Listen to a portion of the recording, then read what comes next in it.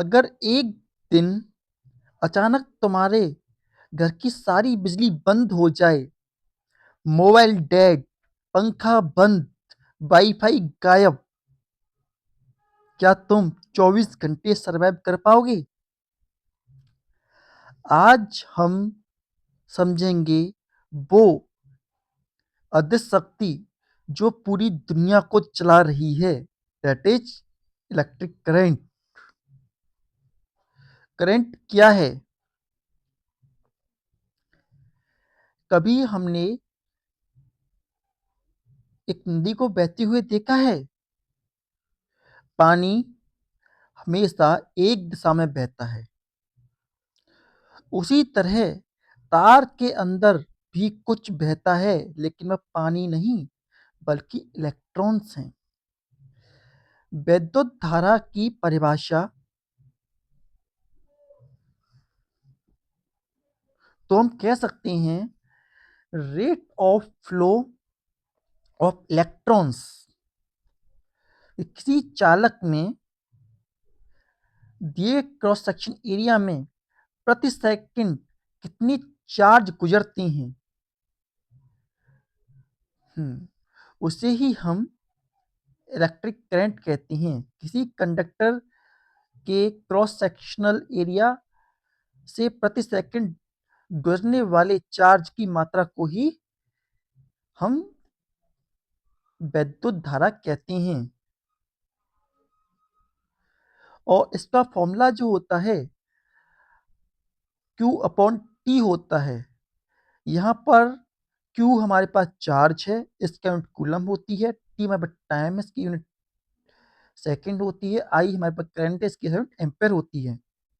अगर मैं कहूं कि 1 एम्पेयर धारा का मतलब है हर सेकंड में 6.25 इंटू 10 टू पावर 18 इलेक्ट्रॉन गुजर रहे हैं, तो सोचो कितनी भीड़ है तार के अंदर। इलेक्ट्रिक सर्किट, धारा तभी बहेगी जब सर्किट पूरा होगा, दैट इज क्लोज सर्किट। अगर बीच में गैप आ जाए तो करंट फ्लो नहीं करेगा। बिल्कुल वैसे ही जैसे तुम्हारा मोटिवेशन, अगर बीच में डिस्टरबेंस आ जाए तो फ्लो रुक जाता है। सर्किट में होती हैं battery, that is the source of EMF, resistance, connecting wire and switch. Next हमारे पास है ओम्स के नियम। क्या धारा हमेशा उतनी ही बहेगी जितनी हम चाहें? नहीं, क्योंकि इसके हिस्से में एक विलेन भी है, दैट इज रेजिस्टेंस। हम जितना करंट चाहते हैं हमेशा उतना करंट नहीं रहता है, क्योंकि हमें एक रेजिस्टेंस नाम के विलेन से भी जूझना पड़ता है। और ओम्स नियम यही कहता है V is equal to I R, जहां हमारे पास V जो है पोटेंशियल डिफरेंस है, I करंट है, R रेजिस्टेंस है। अगर R बढ़ेगा तो करंट कम होगा, वहीं अगर V बढ़ेगा तो करंट बढ़ेगा। और जो ग्राफ होता है बी वर्सेस आई ग्राफ, वो हमारे पास एक स्ट्रेट लाइन होता है। रेजिस्टेंस जो होता है निर्भर करता है लेंथ पर, एरिया पर, मटेरियल पर, टेम्परेचर पर। लेंथ से डायरेक्टली प्रोपोर्शनल, एरिया के डायरेक्टली प्रोपोर्शनल। और इसका फॉर्मूला जो बनता है हमारे पास R equal to rho L upon A. Rho यहाँ पर हमारे पास रेजिस्टिविटी होती है। क्यों पतली तार जल्दी गर्म हो जाती है? क्योंकि एरिया कम तो रेजिस्टेंस ज्यादा, तो हीट भी ज्यादा। ऊर्जा धारा बहती है तो ऊर्जा उत्पन्न होती है।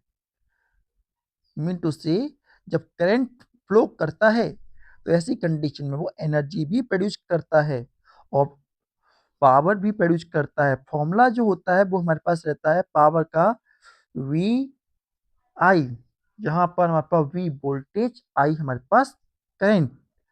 ओम्स का नियम लगाएं।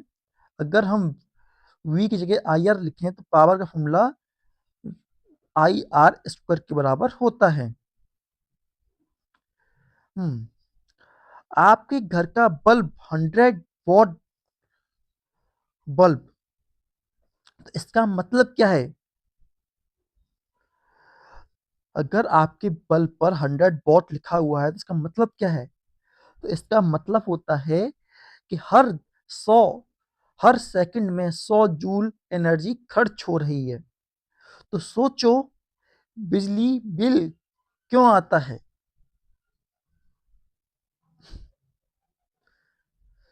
ईएम नेक्स्ट टॉपिक हमारे पास है ईएमएफ और टर्मिनल वोल्टेज। बैटरी के अंदर होता है ईएमएफ, इलेक्ट्रोमोटिव फोर्स, लेकिन जब करंट बहता है या फ्लो करता है तो एक इंटरनल रेजिस्टेंस के कारण टर्मिनल वोल्टेज कम हो जाता है। मतलब बैटरी हमेशा उतनी पावरफुल नहीं होती जितनी उस पर लिखी होती है। सीरीज और पैरेलल कॉम्बिनेशन में करंट सीरीज में करंट सेम होता है, वोल्टेज डिवाइड हो जाती हैं। वहीं इसका फॉर्मूला जो होता है वो R equals to R1 plus R2 plus R3 होता है। वहीं पैरेलल में वोल्टेज सेम होती है, करंट डिवाइड हो जाता है। 1/R equals to 1/R1 plus 1/R2। घर में वायरिंग पैरेलल क्यों होती है? जो घर की वायरिंग होती है वो पैरेलल क्यों होती है? ताकि एक बल्ब फ्यूज हो जाए तो बाकी बंद ना हो। टेम्परेचर का इफेक्ट क्या होता है? तो मेटल में टेम्परेचर बढ़ने पर रेजिस्टेंस बढ़ता है, लेकिन सेमीकंडक्टर में टेम्परेचर बढ़ने पर रेजिस्टेंस घटता है। हम्म नाउ कॉन्सेप्ट को हम विजुलाइज करना चाहें तो कल्पना कीजिए, बैटरी एक वाटर पंप है, रेजिस्टेंस एक पतली पाइप है और करंट पानी का फ्लो है। अगर पाइप पतली तो फ्लो कम, अगर पाइप अगर पंप पावरफुल तो फ्लो ज्यादा।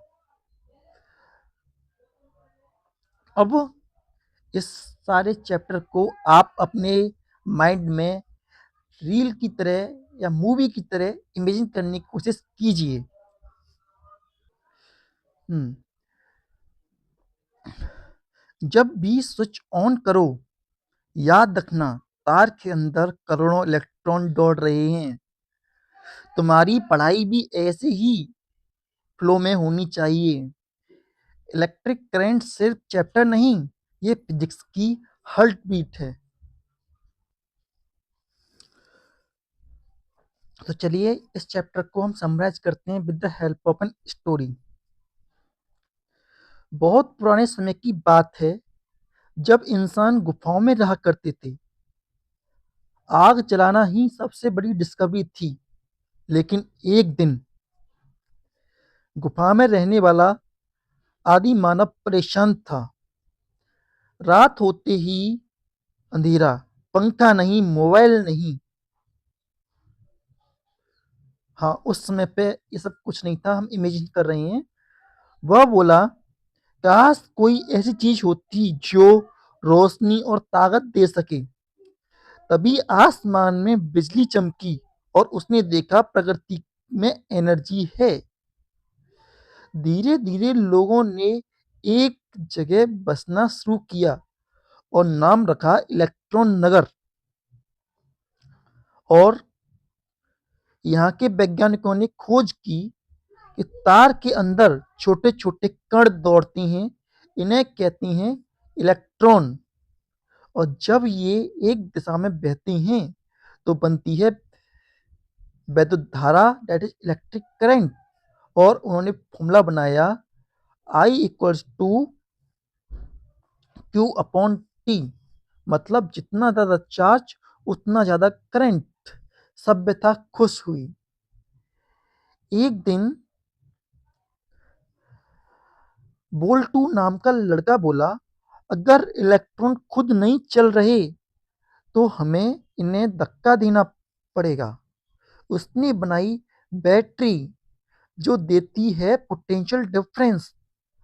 अब इलेक्ट्रॉन नगर में लाइट आ गई, लेकिन प्रॉब्लम आई।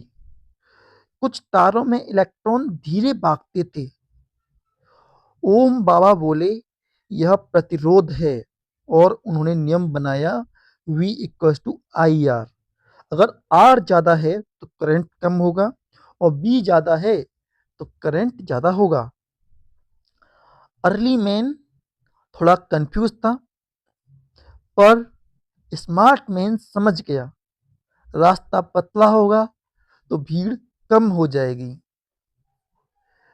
फिर लोगों ने देखा तार गर्म हो रही है। ये क्या जादू है?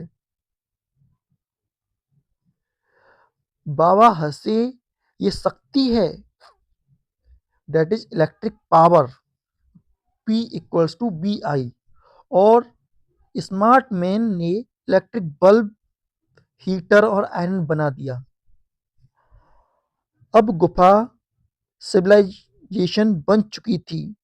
पूरा शहर जगमगा रहा था। इलेक्ट्रॉन नगर में दो इंजीनियर थे, एक सीरियल सिंह और दूसरे पैरेलल सिंह। सीरियल सिंह सबको एक लाइन में जोड़ो, that is R equal to R1 plus R2। Parallel सिंह, नहीं, सबको अलग अलग रास्ता दो। अंत में फैसला हुआ, घर में पैरेलल वायरिंग होगी, ताकि एक बल्ब फ्यूज हो जाए तो बाकी चलें। Smart decision, smart civilisation. Temperature का राज। स्मार्ट मैन ने देखा गर्मी बढ़ी, रेजिस्टेंस बढ़ा, लेकिन कंडक्टर में उल्टा हुआ। अब वो साइंटिस्ट बन चुका था। गुफा वाला आदि मानव अब बन चुका था इंजीनियर आलोक सिंह। उसने समझ लिया, बैटरी धक्का देने वाला है, वायर रास्ता है, इलेक्ट्रॉन दौड़ने वाले हैं, रेजिस्टेंस ट्रैफिक पुलिस है, और करंट पूरी सिविलाइजेशन की जान। जब इंसान ने एनर्जी को समझ लिया तो गुफा से निकलकर मॉडर्न सिटी बना दी। फिजिक्स समझना मतलब नेचर की लैंग्वेज को समझना। आई होप इस स्टोरी ने आपको बोर नहीं किया हो और आपको मज़ा आया हो।